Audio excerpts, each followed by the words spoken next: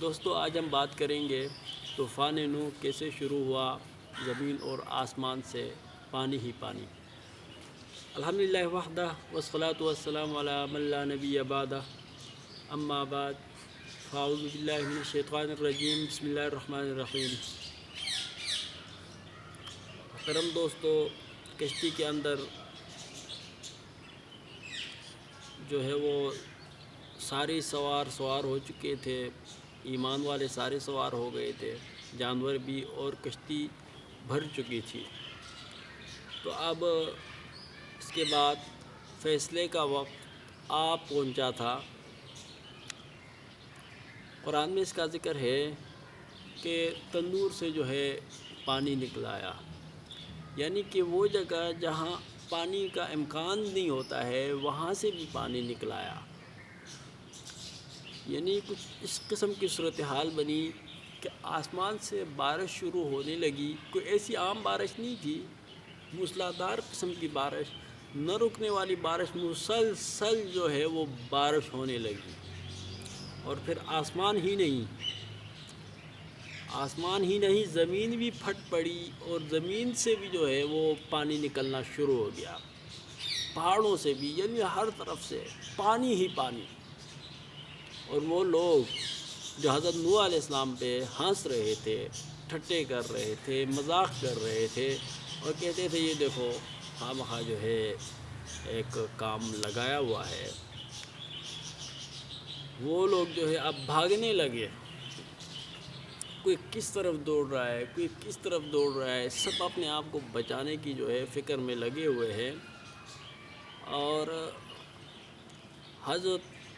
اس میں سب سے جو دردناک منظر تھا وہ یہ تھا کہ حضرت نوح علیہ السلام نے اپنے بیٹے سے کہا، آؤ بیٹے سوار ہو جاؤ کشتی میں۔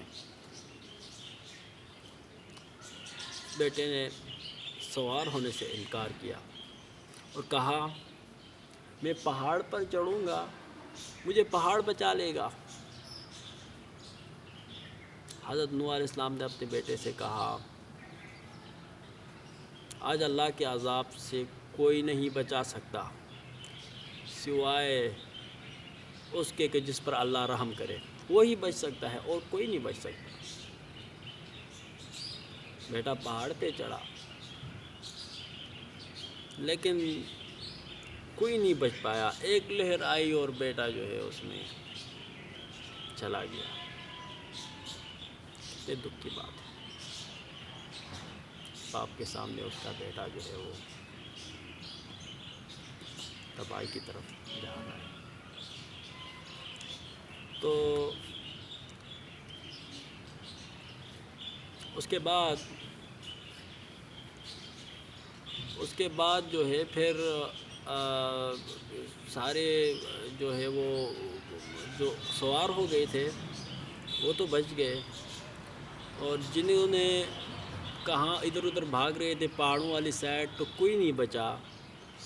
اس کے اندر جو ہے ایک چیز تو واضح ہو گئی کہ نجات جو ہے وہ صرف اور صرف ایمان میں ہے۔